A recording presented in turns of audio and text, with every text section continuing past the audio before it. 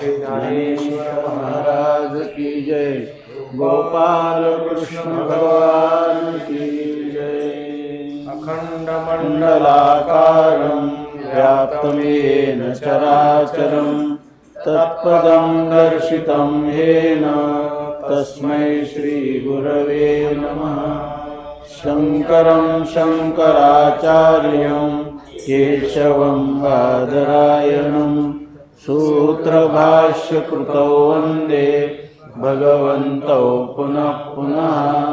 ईश्वरो गुरुरात्मेति मूर्तिभेदविभागिने व्योमवद्व्याप्तदेहाय दक्षिणामूर्तये नमः।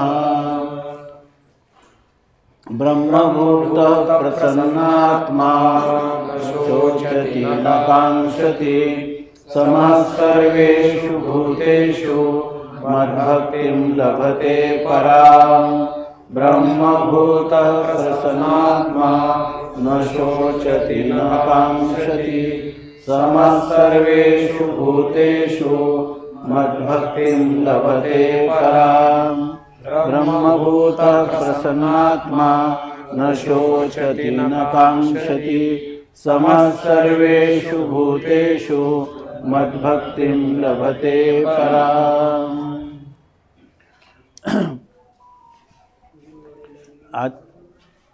अध्याय 18 श्लोक क्रमांक 54 आणि ओवी क्रमांक 1107। ओवी क्रमांक 1107 श्लोक क्रमांक 54 ओवी क्रमांक 1107।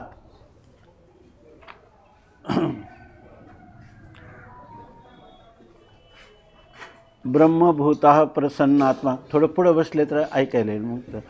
ब्रह्मभूतः प्रसन्नात्मा न शोचति न काङ्क्षति समः सर्वेषु भूतेषु मद्भक्तिं लभते पराम्।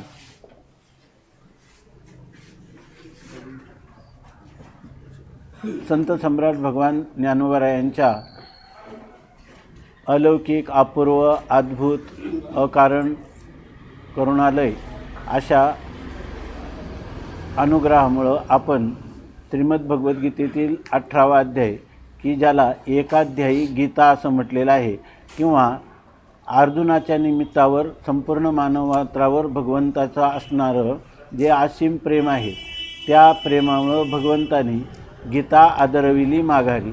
17 अध्यायामध्ये जे सांगितलं त्याचं सर्व सार सर्वस्व पुन्हा या अध्यायामध्ये निरूपण केलेलं आहे आणि त्या अध्यायाचा देखील आता उपसंहाराकडं आपण चाललेलो आहोत। अशा वेळेला क्रमाने मनुष्याने जिथं असेल तिथून जेव्हा प्रारंभ करतो परमार्थ साधनेला तेव्हा तो हळूहळू ढाळे ढाळे केतुलेनी एके वेळे तया मार्गाचेनी बळे निश्चित ठाके।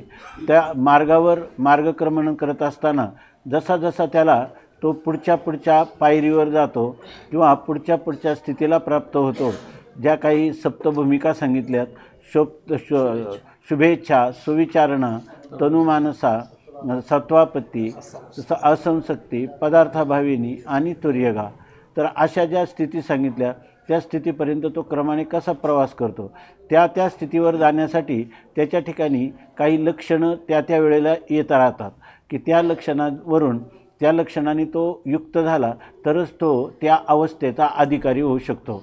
उदाहरणार्थ संत संगतीत श्रवण करायला प्रवृत्त झाला की तेव्हा तो काय शुभेच्छेला लागला। जेव्हा तो घरी गेल्यानंतर त्याचं काय श्रवण केलं त्याचं मनन अनुसंधान करायला लागला की तो सुविचारणेचा अधिकारी झाला। तो निधिध्यासन करायला लागला की त्याला तो काय तनुमानसा ह्या स्थितीचा अधिकारी झाला।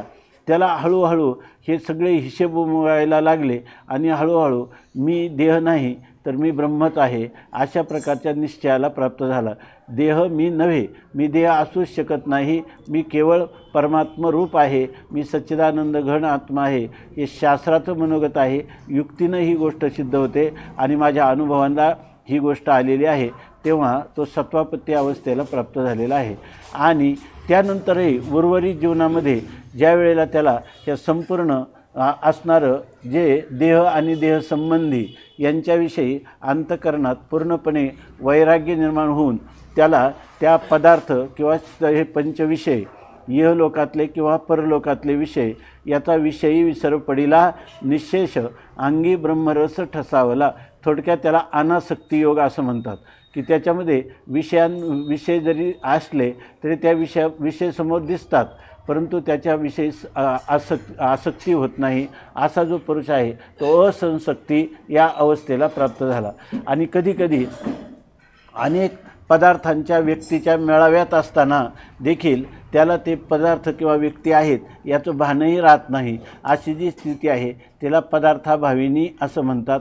आणि शेवटची हिला वास्तविक स्थिती म्हणता येत नाही, ही ब्रह्मरूपताच आहे, परंतु तिला या ठिकाणी तुर्यगा किंवा उन्मनी असं म्हटलेलं आहे.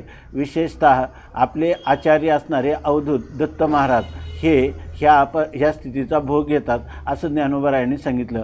अणुहात ध्वनिनाद तो पावला परमपद उन्मनी तुर्या विनोदे छंदे छंदे दुल्लतसे. त्याला उन्मनी किंवा तुरिया असं म्हटलेलं आहे. खरी तुरीय म्हणजे काय आहे? या 3 अवस्थांच्या अतीत असणारी जी स्वरूपस्थिती, त्या स्वरूपस्थितीला तो प्राप्त झालेला आहे. अशा प्रकाराने त्याचा प्रवास होतो. म्हणजे त्या ठिकाणी आता ही जी अवस्था आहे कोणती तुर्यगा अवस्था किंवा ब्रह्मरूपता ही ब्रह्मभूतः असा जो पुरुष आहे त्याला दुःख त्याच्या जीवनामध्ये किती दुःखाचे डोंगर झाले तरी त्याची वृत्ती दुःखाकार होत नाही. मेरो पासोनी थोरे देह दुःखाचे नि डोंगरे दाटी जो पडीभरे चित्त न दटे म्हणून त्याला प्रसन्नात्मा असं म्हटलेलं आहे. काय ब्रह्मभूतः प्रसन्नात्मा. आणि याच्या जीवनामध्ये न शोचती न कांक्षती. आपल्या अंतःकरणात आपल्या जर अनेक प्रकारच्या आकांक्षा, मला हे मिळालं पाहिजे, मला ते प्राप्त झालं पाहिजे, ह्या हे विषय सुख, ते शब्दसुख, स्पर्शसुख, सुख असे जर आपल्या अंतःकरणात धारणा होत असेल किंवा आपल्या अंतःकरणामध्ये अशा अंतःकरणाची वृत्ती होत असेल तर ह्याचाच अर्थ असा आहे की आपल्याला ब्रह्मभूतः आपली स्वरूपस्थितीमध्ये आपण रममान झालेलो नाहीत असा त्याचा अर्थ. म्हणून दुसरा आहे की न शोचती. किती आपल्या जीवनामध्ये प्रसंग आले तरीसुद्धा या ठिकाणी त्यांनी सांगितल्याप्रमाणे आपल्याला जर अनुकूल पदार्थाच्या वियोगात किंवा प्रतिकूल पदार्थाच्या संयोगात जर सुखाकार किंवा दुःखाकार वृत्ती होत असेल आणि त्याच्याविषयी सत्यत्व बुद्धी राहत असेल तर आपल्या ठिकाणी भोक्तृत्वाचा अभिमान गेलेला नाही आणि कर्तृत्वाचाही अभिमान गेलेला नाही. तेव्हा हे हा सगळा अभ्यासाचा विषय आहे. जे कोणी याचा अभ्यास करतील, अभ्यासा वाचून काही सर्वथा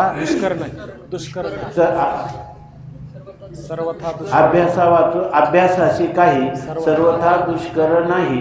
या लागी माझ्या ठाई अभ्यासे मिळ. अभ्यासाचे निबळे एकागती अंतराळे व्याघ्र सर्प प्रांजळे केले एकी. या ठिकाणी वाघ आणि साप तो जो साप पाळणारा काहीतरी गारुडी त्यांनी त्या सापाला त्याच्या ताब्यात आणलं की नाही. त्यांनी सांगितलं सर्प बुलोनी गुंतला नादा गारुडी फांदा घातलेशे काय कोणोनी पेटारी असे रया असं सांगितलं. मध्ये एक चरण राहिलं. तर अशा प्रकारचा स्थिती आहे. किंवा वाघ हा काय सर्कशीतला प्राणी आहे का?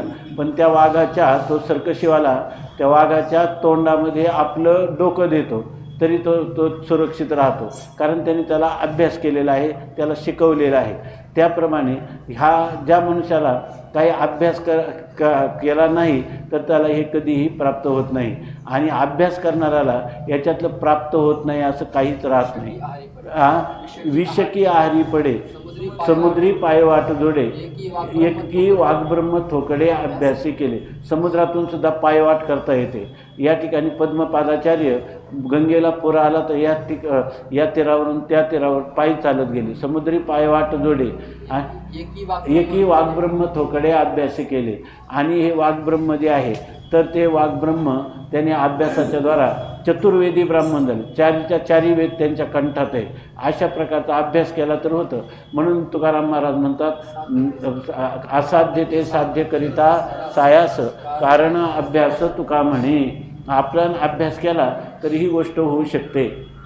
म्हणून या ठिकाणी हे जी गोष्टी आहेत, आपण गीतेला, ज्ञानेश्वरीला आपल्या जीवनामध्ये आदर्श म्हणजे आरसा केला आणि आपण आपल्याला तपासत गेलो तर हळूहळू आपल्याला एक एक दोष लक्षात येतात.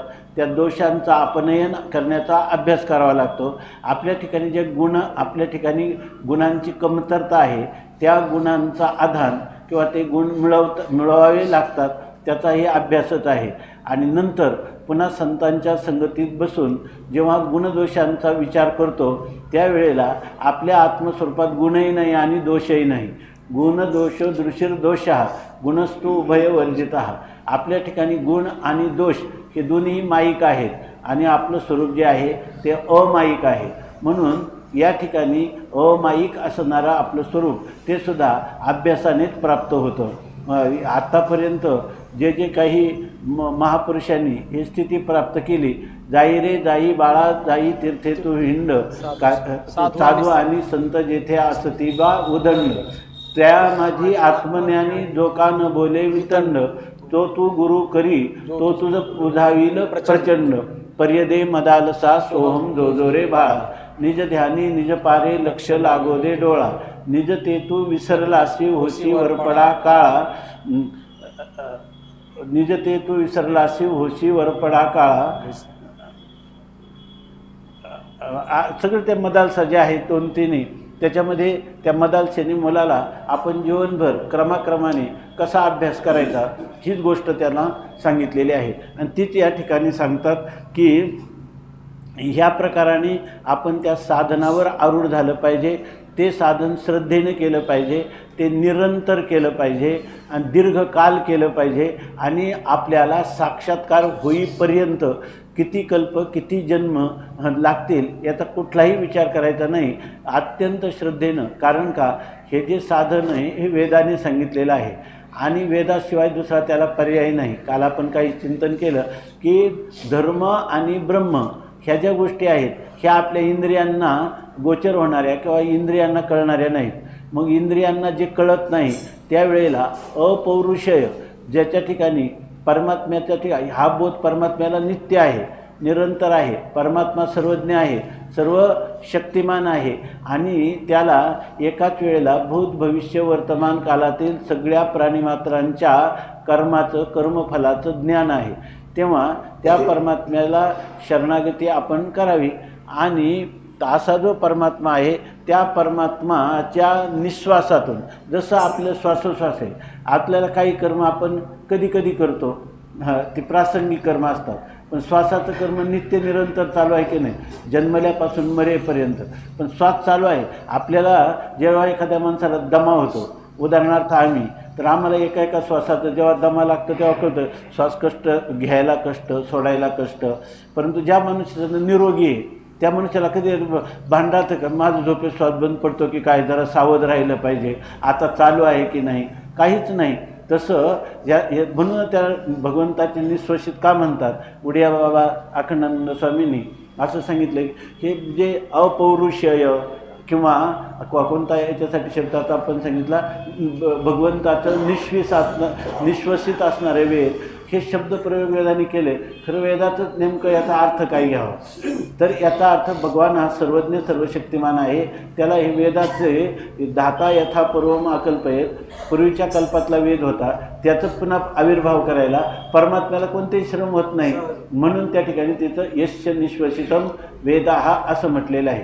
अपौरुषय आहे असं का म्हटलेलं आहे, तर पुरुषकृत बुद्धीचे भ्रम प्रमादादी करणापाठव विप्रलिप्सादी दोष भगवान परमात्म्याच्या ठिकाणी नाहीत.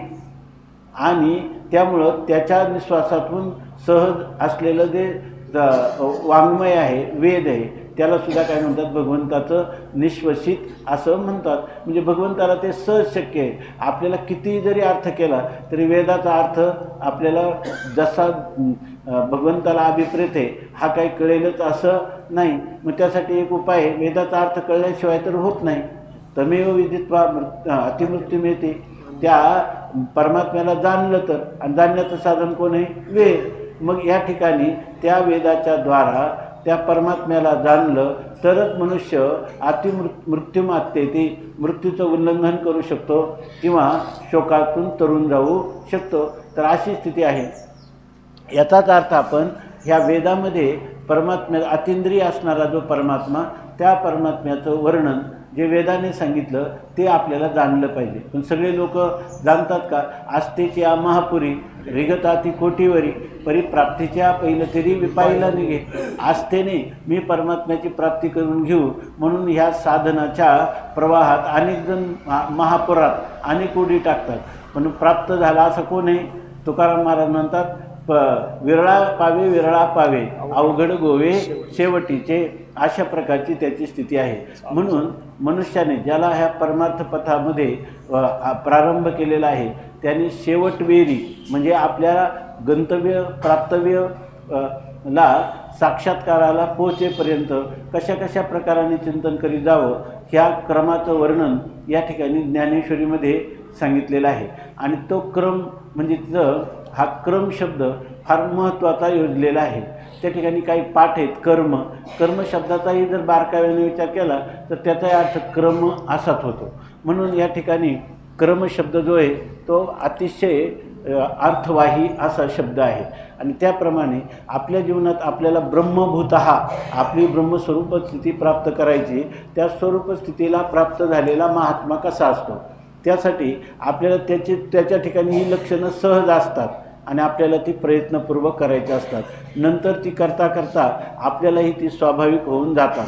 म्हणून सांगितलं न शोचती न कांक्षती आणि प्रसन्नात्मा हे सांगितलं. आणि त्याच्यानंतर त्याला असा जो मनुष्य आहे ना निष्ठुर अंतकरणाचा, तो कधी भक्ती किंवा तत्त्वज्ञान जरी म्हणलं करायचं तरीसुद्धा निष्ठुर अंतकरणाचा जो पुरुष आहे किंवा केवळ ज्याचा अंतकरण व्यवहारी आहे, तर असा जो पुरुष आहे तो भगवत प्राप्ती करू शकत नाही.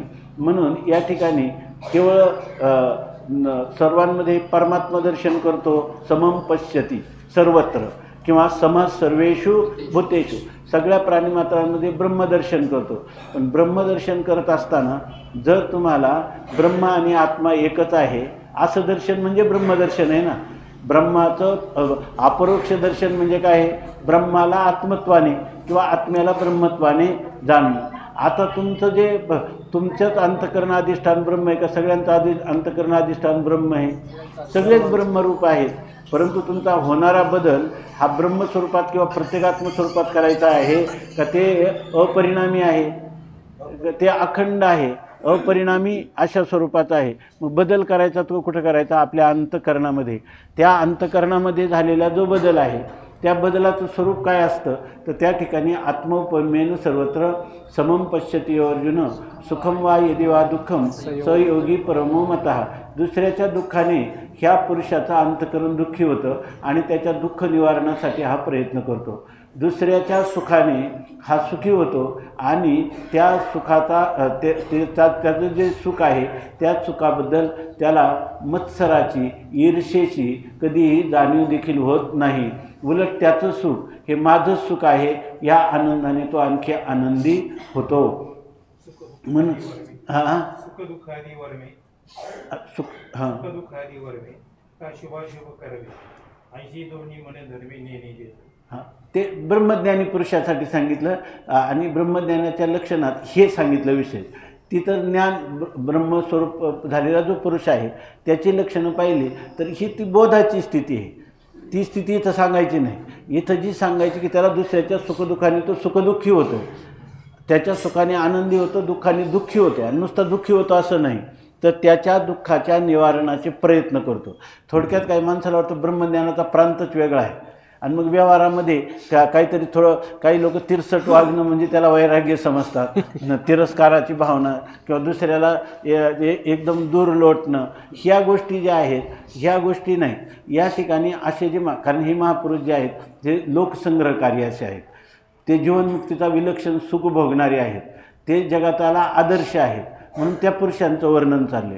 आणि आपल्याला ही स्थिती पाहायची असेल तर आपल्यालासुद्धा या ठिकाणी रामकृष्ण परमहंस देवांना त्या ठिकाणी जेव्हा गवत कापत होते एकजण आणि त्या गवतावर दवाचे बिंद पडले होते, रामकृष्ण परमहंसांनी सांगितलं की ते गवत कापण्याचं थांबवा, कारण ते रडत आहे. त्यांना त्या दृष्टीनं ते दवबिंदू नव्हते, तर त्या गवताच्या तुम्ही जे काही त्याला गवताचं कापता त्याच्यामुळं होणारं त्याला दुःख आहे. म्हणजे चराचर विश्वात आत्मदर्शन करणारे हे महापुरुष आहेत. हे एक स्थिती आहे की तत्त्वज्ञान होणं ही वेगळी गोष्ट आहे, आणि तत्त्वज्ञानाच्या नंतर असणारी ज्या भूमिका आहेत असंसक्ती, पदार्थाभाविनी आणि तुर्यगा किंवा उन्मनी, ह्या ज्या अवस्था आहेत ह्या सगळ्या अभ्यासाच्या अवस्था आहेत. सत्वापत्तीपर्यंत चांगलं पहा, सत्वापत्तीपर्यंत तुम्हाला प्रतिबंध, जेवढा तुम्हाला श्रवण मननादिकाला प्रतिबंध असतात तेवढंच विवेक वैराग्य किंवा समाधी सटकं तुम्ही तेवढ्या जर त्याचं अनुष्ठानपूर्वक श्रवण केलं, श्रवण मननादी केलं, तर तुम्हाला त्याचं फल प्राप्त होतं. पण त्यानंतर जेव्हा जीवनमुक्तीचं विलक्षण सुख भोगण्यासाठी तुम्हाला पुन्हा अभ्यासच आहे. जीवनमुक्तीच्या विलक्षण सुखाचा काय अभ्यास आहे. तुम्ही म्हणते तर स्वतःसिद्धच आहे, स्वयंप्रकाशच आहे. जरी स्वयंप्रकाश असलं तरीसुद्धा तुम्हाला तो आनंद वृत्तीमध्ये अभिव्यक्त होतो का? कारण तुमची वृत्ती आहे, तुमचं आयुष्य उरलेलं आहे, आणि त्या ठिकाणी तुम्हाला ह्या आनंदाची, म्हणून प्रसन्न आत्मा हे सर्वात महत्त्वाचं विशेषण. तुम्हाला जर आनंदाचे डोहे, आनंद तरंग, आनंदाचे अंगा आनंदाची, आनंदाच्या कोटी साठवल्या आम्हा कोटी, आजी आनंदोरे आजी परमानंदोरे, अशा प्रकारचं जीवन धन्य आम्ही जन्म आलो, दास विठोबाचे झालो, अशा प्रकारचा आनंद जर तुम्हाला भोगायचा असेल तर तुम्हाला भक्ती नवविधा भावशुद्ध वरी अलंकारावरी मुकुटमणी, अशा प्रकारची संतांनी भोगलेली जी दिव्य अनुभूती आहे, त्या दिव्य अनुभूतीला जाण्यासाठी माणसाचं हृदय हे द्रवीभूत होणारं असलं पाहिजे. मधुसूदन सरस्वतींनी भक्तीची व्याख्या करताना भगवंताचं द्रुतस्य भगवत धर्मात धारावाहिकताम गता दुर्दुस्त सर्वेशे मनसोवृत्ती भक्तिरित्या विधीयते. पहिला श्लोक आहे मला वाटतं. भक्तीचं व्याख्यान करताना आपल्या अंतकरणाची प्रत्येक होणारी वृत्ती ही भगवंताचं गुणसंकीर्तन, नामसंकीर्तन, स्वरूप संकीर्तन, लीला संकीर्तन, साधूची भेट, साधूचा उपदेश, दुसऱ्याचं दुःख, दुसऱ्याचं सुख, काही पाहिलं तर ती अंतकरणाची वृत्ती द्रवीभूत होणारी असली पाहिजे. लाखेला जसं थोडाही उष्णता लागली किंवा लोण्याला उष्णता लागली की ते जसं द्रवीभूत होतं, तसं आपल्याला आपलं अंतकरण जे आहे त्या अंतकरण भावूक असलं पाहिजे.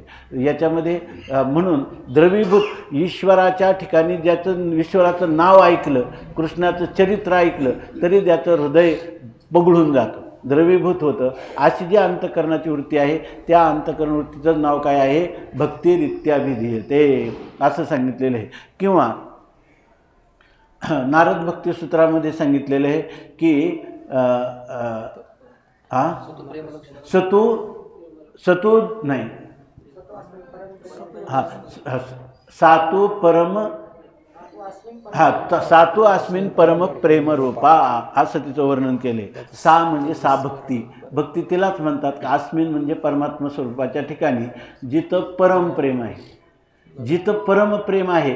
परमप्रेमास्पद कोण आहे? येम आत्मा परानंदा परप्रेमास्पदम येता. आपल्याला आपल्या आत्म्यावर जेवढं प्रेम आहे तेवढं कुठंच नाही. पण आत्म्यावर जेवढं प्रेम आहे तेवढंच प्रेम जर ईश्वरावर असेल तरच ती भक्ती होते. नारदस्तु तदार्पिता, नारदस्तु तदार्पिता अखिल चेष्टता, तर नारदस्तु तदर्पिता अखिलाचार चेष्टा मला तद्विस्मरणे परम व्याकुलता इति. या ठिकाणी आपल्या सगळ्या जे काही करीतो देवा ते सेवा समर्पे, भेद नाही नारायणा सर्वात्मता तुझं मद. आणि आपलं जेवढं आपल्यावर प्रेम आहे तेवढंच प्रेम जर परमात्म्यावर असेल तर त्याच पुरुषाला म्हणतात की परमप्रेमास्पद असणारा परमात्मा तो माझा भजनीय आहे आणि मी त्याचा भजक आहे, तो माझा सेव्य आहे आणि मी त्याचा सेवक आहे. अशा प्रकारची कल्पित अद्वैत आणि वास्तव अद्वैतामध्ये ज्याची भक्ती घडते, शिवो भूत्वा शिवम यजेत, त्याची भक्ती काय? परमप्रेम परमात्म्यावर आहे. आता आपण भागवतामध्ये जे उद्धवाचं हे सगळं प्रवचन अगोदर नाथ महाराज करतात आणि आपण ज्ञानेश्वर महाराजांचं सूत्र त्याला धरून पाहतो, दररोज असंच चाललं आहे. तर त्याच्यामध्ये काय चाललं होतं आपलं, ही जी परमभक्ती आहे तिच्यामध्ये नाथ महाराजांनी आणखी भर घातली. भगवान श्रीकृष्ण परमात्म्याला केवळ आपलं इष्टदैवत म्हणून उद्धवानी पाहिलं नाही आणि त्यासाठी उद्धवानी आपल्या ही मागणी केली नाही कोणती की मला मोक्षावरची भक्ती जी आहे ती भक्ती दे, मला मोक्ष नको. तर ते सांगत असताना इष्ट देवतेवरचं प्रेम सांगितलं नाही. त्या ठिकाणी जी वेदातला मंत्र आहे कोणता, यथा यस्य देवे पराभक्ती यथा देवे तथा गुरव तस्यैते कथिता ह्यर्था प्रकाशन्ते महात्मनः, असं त्याचं वर्णन केलं की ज्याची आपली जेवढी स्वतःवर भक्ती आहे तेवढीच भक्ती कोणावर आहे, परमात्म्यावर. म्हणजे आत्मा जितका मला प्रिय आहे तितकाच मला कोण आहे, परमात्मा प्रिय आहे. या मुळात काय आहे, आत्मा आणि परमात्मा एकच आहे. त्याला काय प्रिय करून काय साधनानी करून घ्यायचं का, तो मूळचाच एक आहे, मूळचाच एक आहे. तेव्हा गुरुने तुम्हाला आत्मज्ञान करून दिलं म्हणजे काय केलं, दुसरीकडून काय आणून दिलं का. म्हणून उद्धवाला त्याचं कौतुक वाटत नाही, ब्रह्मज्ञानाचं कौतुक उद्धवाला वाटत नाही. जी वस्तू माझ्याजवळ नसावी आणि मला प्राप्त करून द्यावी. म्हणून भक्तीच्या म्हणजे ज्याला आपण म्हणतो परमोच्च कोटीच्या भक्ती सिद्धांतामध्ये ते द्वैती असोत की अद्वैती, चांगलं लक्षात घ्या संदीप महाराज, द्वैती असोत की अद्वैती असो, त्यांच्यामध्ये मोक्ष हा परमपुरुषार्थ मानायला ते तयार नाही. आणि ही गोष्ट ज्ञानोबरायांनी आपल्या वाङ्मयात स्पष्ट सांगितली, चौ पुरुषार्था शरी भक्ती जैसी, असं सांगितलेलं आहे. द्वैती असो किंवा अद्वैती असो तर तो म्हणू शकतो मोक्ष सुखा हाणू लाता, किंवा तुम्हाला ज्ञानोबाराय म्हणतात आम्हाला तुम्ही मुक्ती दिली आणि तुम्ही काय आमचं मूळचं स्वरूप दिलं, याच्यात तुम्ही काय आमच्यावर मोठं काय अलौकिक आमच्यासाठी काही केलं असं नाही. ऐके हां निवर्त्यत्व नाही. मग निवर्तवी हा काही कैसा बैशे ठाई निवृत्ती नामाच्या दोघांच्या समोर जेव्हा संवाद झाला असता, जेव्हा ब्राह्मणीला निवासावर निघाल्यावर माऊलींनी हा अमृतानुभव सांगितला असेल आणि गुरूंकडे पाहत असे बोलले असतील, तेव्हा त्या क्षणाचा जर माणसाने रसास्वादन केलं तर जीवनात त्याच्यातच कळेल का मुक्तीपेक्षा भक्ती कशी श्रेष्ठ आहे. आहे की नाही. त्या क्षणाचा जर आपण विचार केला तर त्याच्यातच कळून जाईल.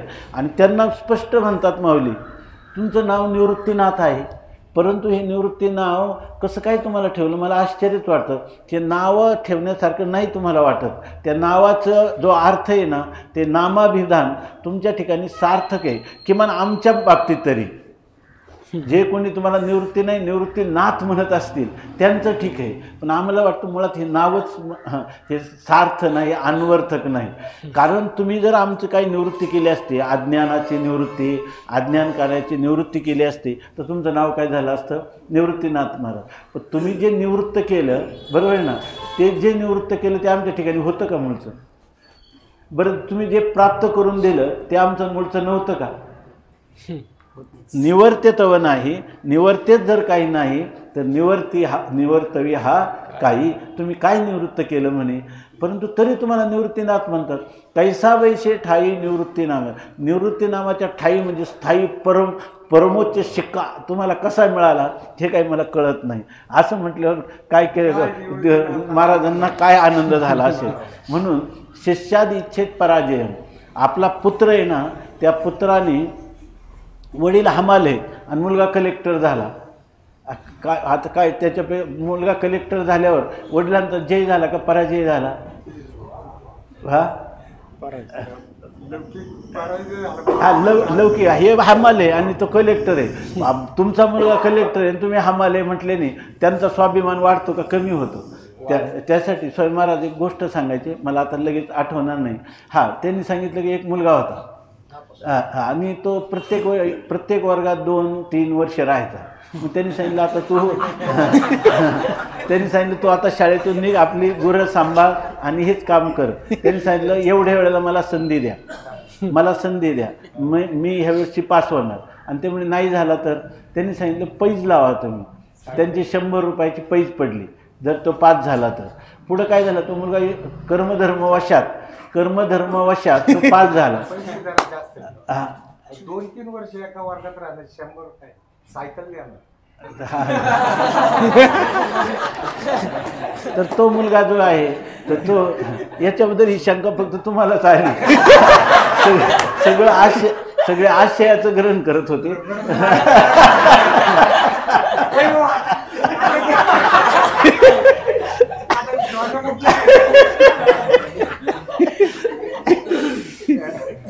तर तो मुलगा त्या वर्षी पास झाला. मग आता ते पास झाल्यानंतर 100 रुपये वडील हारले. स्वामी महाराज विचारायचे, वडील हारले का वडील जिंकले? वडील हारले का वडील जिंकले? वडील जिंकले. तर ऐके नाही, त्याप्रमाणे ही स्थिती आहे. कशासाठी चाललो होतं की ज्या वेळेला या ठिकाणी केवळ इष्टदैवत जे आहे त्याचं शास्त्र हेच सांगतं, मनुष्याची जेवढी आपल्या परमात्म्यावर किती प्रेम असलं पाहिजे, सात्व अस्मिन परमप्रेमरूपा, ती भक्ती आहे. परमप्रेम कोणाचं आहे?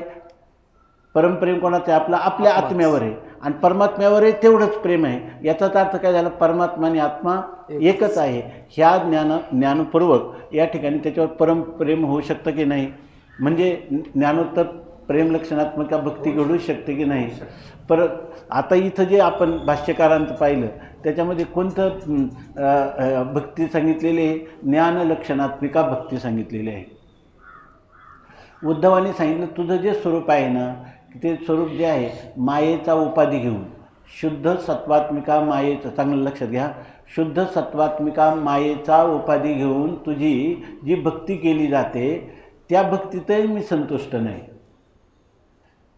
माझी गुरुभक्ती मज देई, मला माझ्या गुरुची भक्ती दे. कारण तिथं काय आहे की तिथं आम्हाला प्रत्यक्ष ह्या रसास्वादनाचं अलौकिक रसास्वादन करता येतं. आणि ते तुझ्या स्वरूपापेक्षाही तुझं जे गुरु स्वरूप आहे ते काय तुझ्यापासून यथा देवे तथा गुरु, याला बाद येतो का? नाही, नाही. म्हणून या ठिकाणी गुरुभक्ती माझी मला दे. बरोबर, माझी गुरुभक्ती मला दे. म्हणजे तुझंच स्वरूप आहे. बरं, गुरु आणि भक्त दोन आहेत का? पुन्हा आपलं गुरु आणि ईश्वर दोन आहेत का? दोन्ही दोन नाही. बरोबर ना? मग ईश्वराची भक्ती आणि गुरुची भक्ती तरी दोन आहेत का? त्याच्यामध्ये कोणतं द्वैत नाही. पण एक चांगलं लक्षात घ्या आणि वाटलं तर लगेच बोला की त्याच्यामध्ये एक अपूर्वता आहे की गुरुभक्तीमध्ये ईश्वर भक्तीपेक्षाही साक्षात नित्य निरंतर देहपातापूर्वी केवळ रसास्वादन जे आहे ते अधिक प्रमाणात मिळतं. गुरुभक्ताला हे अधिक रसास्वादन त्या ठिकाणी मिळतं. म्हणून त्यांनी सांगितलं का माझी गुरुभक्ती मद देई आणि ती माझ्या दृष्टीनं अपूर्व आहे असं सांगितलेलं. आणि असा जो पुरुष आहे तो मदभक्तीम लभते परम. आणि आता एक सांगितलं इथं ज्ञानलक्षणात्मक भक्ती, आणि चांगलं लक्षात घ्या आताच गेलेला विषय ज्ञानलक्षणात्मक भक्ती आणि आपण दुसरी कोणती म्हणतो? ज्ञानोत्तर प्रेमलक्षणात्मक भक्ती. या भक्तीमध्ये काही भेद झालाच की नाही? मग आहे की नाही? असं वाटतं की नाही? ह्या बोलण्यामध्ये वाटतं की नाही? तर त्यासाठी नाथ महाराजांनी सांगितलं हा भेद कोणाला वाटतो? ज्याला सगुण आणि निर्गुण यांच्यामध्ये भेदाची कल्पना ज्यांच्या अंतःकरणात संस्कार झालेले आहेत त्यांना वाटतं की ह्या दोन भक्ती आहे. ते म्हणतात मुळात ज्ञानोबा यांचं म्हणणंच हे आहे की काय दोन्ही टिपऱ्या एकची नाद, सगुण निर्गुण नाही भेद रे. तुझं सगुण म्हणो की निर्गुण रे, सगुण निर्गुण एकू गोविंद रे. तुम्ही अनुमान करून पाहता, शब्दाचा अर्थ करता, आहे की नाही? अर्थरूपता जी खरी आहे ती तुम्हाला जर प्राप्त झाली असेल तर या ठिकाणी अनुमानेना श्रुती नेती म्हणती गोविंद व्यतिरेकाने सांगताना बोध करून दिलेला आहे. पण अन्वयाच्या भाषेत म्हणलं सगुण आणि निर्गुण दोन आहे का? स्वामी महाराज तर म्हणायचे सगुणही गुणासहितच आहे आणि निर्गुणही सुद्धा काय आहे? गुणासहितच आहे. निर्गुण वेगळं कुठं राहिलं? एकामध्ये काय आहे? एकामध्ये गुणांचा स्वीकार आहे आणि एकामध्ये गुणांचा अस्वीकार आहे. पण दोघांनी प्राप्त होणारी जी स्थिती आहे ती स्थिती कोणती आहे? स्वरूप स्थितीच आहे. आणि तो जे मूळचं जे स्वरूप आहे ते स्वरूप कधी सगुणही होतं, कधी निर्गुण होतं. ते काय होतं? कधी सगुण होतं, कधी निर्गुण होतं. एकच मनुष्य असतो. एकटा जेव्हा सौम्यनेत असतो ना तेव्हा सौम्यने डुलतच असतो, आहे की नाही? पण कधी कधी डुलता त्याला असं वाटतं की एकटाच हे नाही का आपण, मग आता काय करू, आपण काहीतरी करमणूक करू. आणि तोच पत्ता, ते पत्ते खेळतात ना, तोच घेतो आणि एक पलीकडे टाकतो आणि एक आपल्याकडे घेतो, एक प्रतिपक्ष समजतो आणि एक आपला स्वतःचा पक्ष समजतो आणि पुन्हा त्याच लीलेने त्याचा लीलय आनंद घेतो की नाही. तसं या ठिकाणी तुकाराम महाराज म्हणतात, तुझं मज नाही भेद आणि केला सहज विनोद. किंवा एक आहे ना, एक फार चांगलं प्रमाण आहे तुकाराम महाराजांचं, एकच परमात्मा आहे तो दोन ठिकाणी एका अंगी दोन्ही झालीचे निर्माण देवभक्तपण स्वामी सेवा. अजून एक प्रमाण आहे, मी ते तू हा, किंवा मी ते तू तू ते मी आणि कुकुड हे लाडसी. तू माझा स्वामी मी तुझा रंक पाहता दिसे वेगळीक. जेव्हा द्वैतात वावरतात तेव्हा कंटाळा आला द्वैताचा, काय म्हणतात, पाहता दिसे वेगळीक. आता काय आहे, पाहता न दिसे वेगळीक.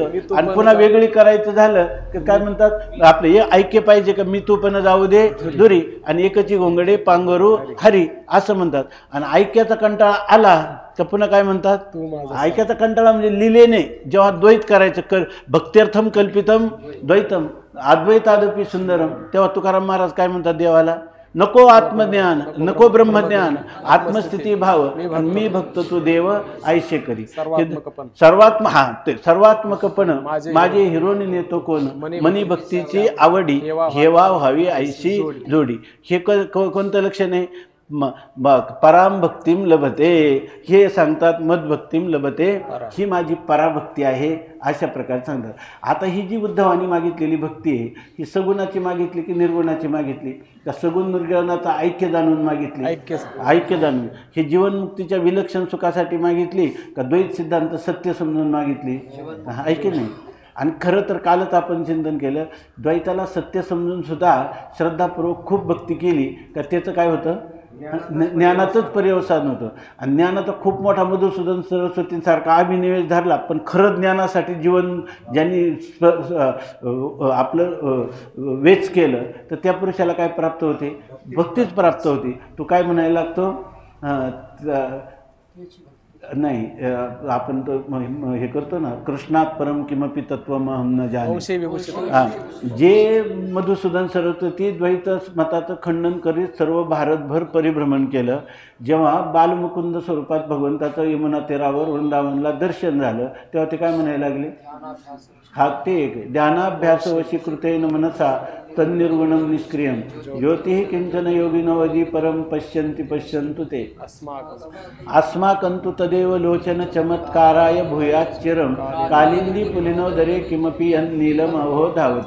ज्यांना योग्यांना समाधी लावायची तर लावू द्या, कर्मठांना काय करायचं करू द्या, ध्यानाचा अभ्यास करणाऱ्याला ध्यान करू द्या, मला फक्त तुझं बाल स्वरूप जे ते मला पाहिजे.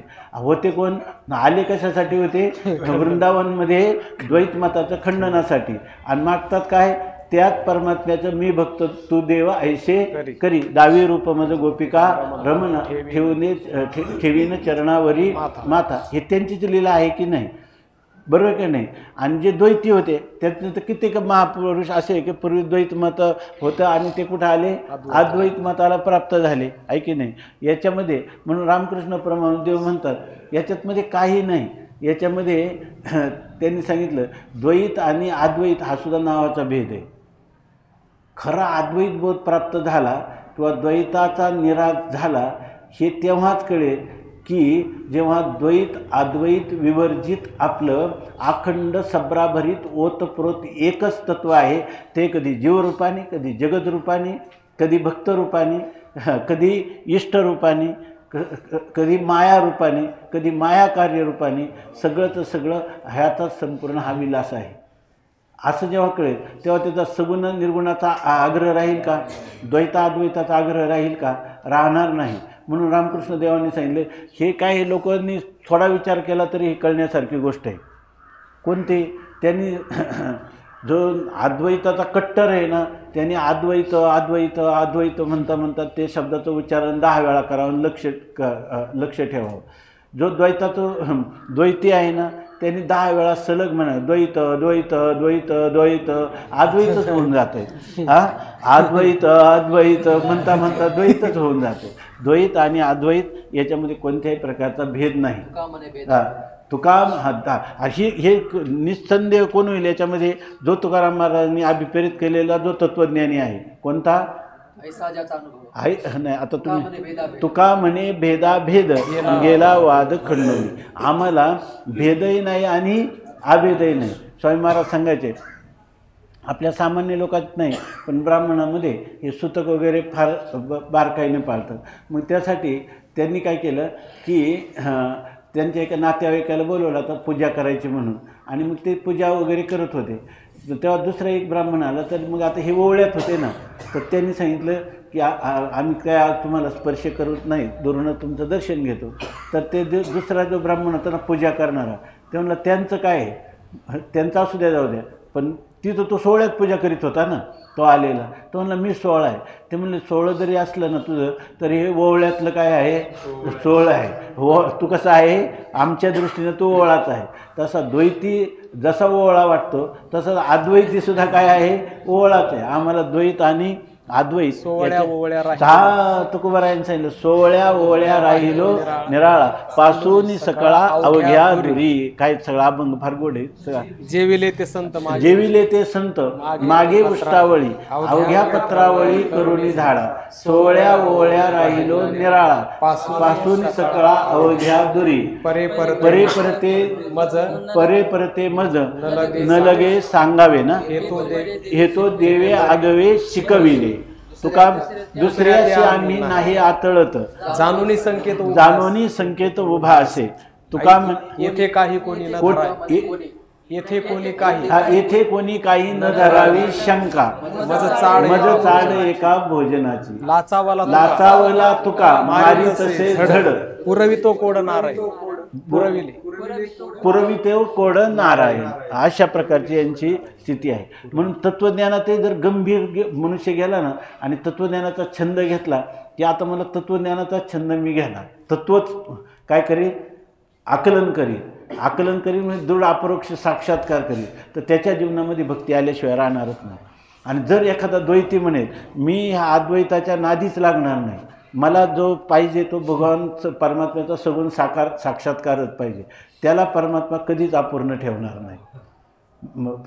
काय सांगितलं माझ्या विठोबाचा कैसा प्रेमभाव आपणची देव होय गुरु. पडिये देवभाव पुरवी वासना अंती ते आपणापाशी न्यावे. आणि ह्याचं प्रमाण कोण आहे, याचं उदाहरण पण आणि याचं प्रमाण देणारे संत सम्राट माऊली आहे. दोन अंगाने माऊली सांगतात की ही अशी स्थिती आहे आणि ही अनुभवाची आहे आणि ही माझ्या अनुभवाची आहे असं न म्हणता, पण ही अनुभवाला येते असं नम्रपणे सांगतात. माऊली एवढंच म्हणतात क्रिये ते तर क्रियेचे नामकिरण नस आहे परी अद्वैती भक्तीचे आहे, पण हे अनुभवाची जोगे नोहे बोला ऐसे. अशा प्रकारची स्थिती आहे. म्हणून तुकाराम महाराज म्हणतात लाचावला तुका मारी तसे झड पुरविले कोड पांडुरंगी ना, पुरविले कोड नारायण. अशा प्रकार भगवंताने हे त्यांचं लाड सगळे सगळे कोड कौतुक केलेले. अरे यांना असं वाटतंय ना करकटावरी तुळशीच्या माळा ऐशे रूप डोळा दावी हरी कोठे न दिसे पाहता उडी घाली अवचिता. आणि तुकाराम महाराज जेव्हा म्हणतात म्हणून रुसलो संसारा सर्प हा विखार पांढरा. आता मला हे संसाराचे नका मजपाशी वजो प्रपंचाचे विशी. आता हे द्वैताचा मला कंटाळा आलेला आहे, माझे मूळ स्वरूप जे आहे त्याच्या स्थिर कर. तर तुकाराम महाराज म्हणतात ते देवानी करून ठेवलं. रक्त श्वेत कृष्ण पीत प्रभा भिन्न चिन्मय अंजन सुदले डोळा. तेने अंजन गुणे दिव्य दृष्टी झाली कल्पना निमाली द्वैताद्वैत. देश काळ वस्तू भेद मावळला आत्मा निर्वाळला विश्वाकारी. न झाला प्रपंच आहे परब्रह्म ओम सोम ब्रह्म आकळले. तत्वमसी विद्या ब्रह्मानंदी सांग तेची झाला अंगे तुका आता. तुकाराम महाराज म्हणून तुकाराम महाराजांचं जीवनचरित्र आणि वाङ्मय पाहिलं की सगळ्या लोकांना असं वाटतं की सगळ्या लोकांना म्हणजे त्यातले जे एक पक्षा किंवा ज्यांच्या त्याला काय म्हणतो आपण ज्यांनी एकच अंगाने त्याचा विचार केला त्या लोकांना वाटतं तुकाराम महाराज हे द्वैती होते. दुसऱ्यांना काय वाटतं द्वैती होते असं नाही, तर ते मध्वाचार्य यांच्या मताचे द्वैती होते.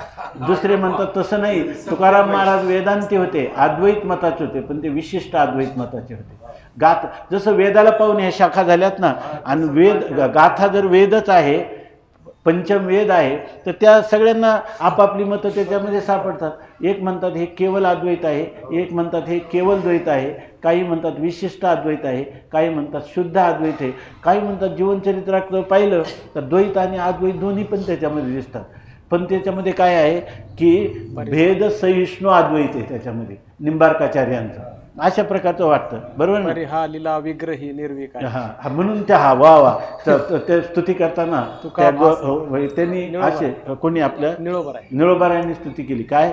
तुका भासला हा मानवी वेशधारी, परी हा लीला विग्रही निर्विकारी, स्वये श्री हरी व्यापकू सर्व जीवा, तुका तोची तो हा परब्रह्म ठेवा. तुकाराम महाराज ब्रह्म होते आणि म्हणून त्यांच्या वाङ्मयीन त्यांच्या जीवन ब्रह्मावर सगळ्या जगताचा सगळ्यांना भाष्य का नाही आहे का नाही, तो भास सगळ्यांना व्हावा हे तुकाराम महाराजांचं भूषण आहे. ते आपल्याला संशयात घालत नाहीत किंवा त्याच्यामध्ये काही दूषण येत नाही, तर ते आपल्याला भूषण आहे. कारण तुकाराम महाराज सर्वाच्या पलीकडचे होते, आहे की नाही. पुंडलिक वरदा विठ्ठल श्री ज्ञानदेव तुकाराम ज्ञानेश्वर महाराज की जय, गोपाल कृष्ण भगवान की जय. आता याच्यानंतर हे जेवण किती वाजता काय लगेच जर जेवण करायचं असलं तर आता जेवण आहे आणि आत्ता करून तुम्ही जाऊ शकता. गुरुवारी मारुतीबाबांचा आज वाढदिवस आहे, तिकडं तुम्हाला जायचं असेल तर ज्यांना जेवायचं आहे ते आत्ताच जेवण करून जा, म्हणजे मग जेवणाचं जास्त काही पुन्हा हे राहणार नाही. तर मग तिकडे जेवायचं असेल तर तिकडं जा, जायचं जेवण दोन्ही किंवा दोन्हीकडे असलं तरी पण लगेच बसा आहे काय. ज्ञानदेव तुकाराम ज्ञानदेव तुकाराम ज्ञानदेव तुकाराम ज्ञानदेव तुकाराम ज्ञानदेव तुकाराम.